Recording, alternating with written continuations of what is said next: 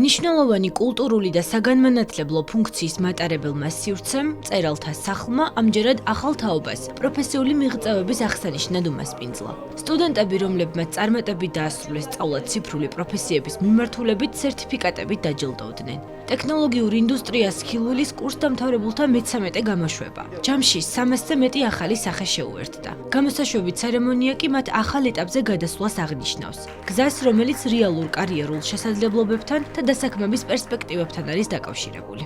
Skillsში გავიარე React Development-ის კურსი, რაც იყო ძალიან საინტერესო და ძალიან დიდი გამოცდილება მივიღე.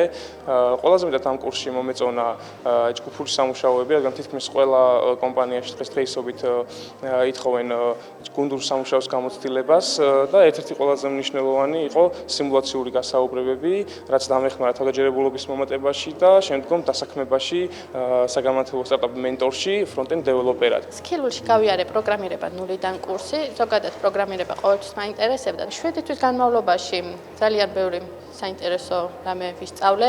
ძალიან დიდი მადლობა ტრენერს, იმიტომ რომ მართლა უშრეტი ენერგია ჩადო, ძალიან ბევრს გვასწავლიდა. 24 საათის განმავლობაში, როცა კი რამეს მიმართავდით, მაქსიმუმს დებდა და იმეც ვიტოვებ ზოგადად, რომ მათ შეძენილ ცოდნას მომავალში გამოვიყენებ და დიდი ალბათობით ამ მიმართულებით ვწვდი ძალებს.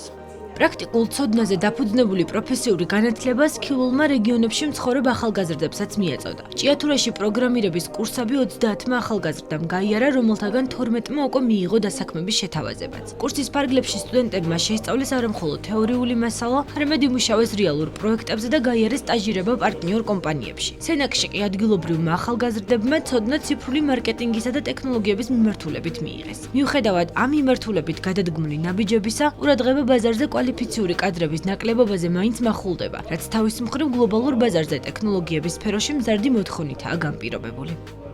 ნებისმიერი კერძო კომპანიის დირექტორს რო კითხოთ, სად გიჭირს, რო გეტყვით, რომ მიჭირს IT-შიო რა და რა თქმა უნდა ეს არის იმიტომ, რომ ადამიანური რესურსის პრობლემა არის ამ მიმართულებით და რა თქმა უნდა მოთხოვნა კვალიფიციური კადრებზე სულ უფრო იზრდება, რადგანაც ჩვენ სოფლიოს ნაწილი ვართ და უნდა ავუწყოთ ფეხი ტექნოლოგიურ განვითარებას. მინდა აღვნიშნო, რომ ჩვენ ასევე დავამატეთ ხელოვნური ინტელექტის მიმართულებით კურსები, რაც ასევე ძალიან იზრდება, რა თქმა უნდა მოთხოვნა ამ მიმართულებით. ამ ნაკადში ასევე ძალიან დიდი მნიშვნელობა ჰქონდა თბილისის მერიის პროგრამას ისწავლიდა დასაქმდი, რომლის დაფინანსებით დაახლოებით 100 ადამიანმა შეძლო და დაეუფლა ამ პროფესიებს. ყველას მოგვიხსენება რაოდენ მნიშვნელოვანია როგორც ადგილობრივ, ასევე საერთაშორისო შრომის ბაზარზე ICT მიმართულების კვალიფიციური სპეციალისტები. მნიშვნელოვანია, რომ სქილვილი მიმდინარე წლიდან უკვე გახლავთ ფორმალური განათლების მიმწოდებელიც, ანუ არაფორმალურ კურსებთან ერთად ისინი ფორმალურ კურსებსაც ახორციელებენ, რაც ადასტურებს, რომ ამ კომპანიას, ამ ორგანიზაციას აქვს შესაბამისი ადამიანური, მატერიალური და ადმინისტრაციული რესურსი.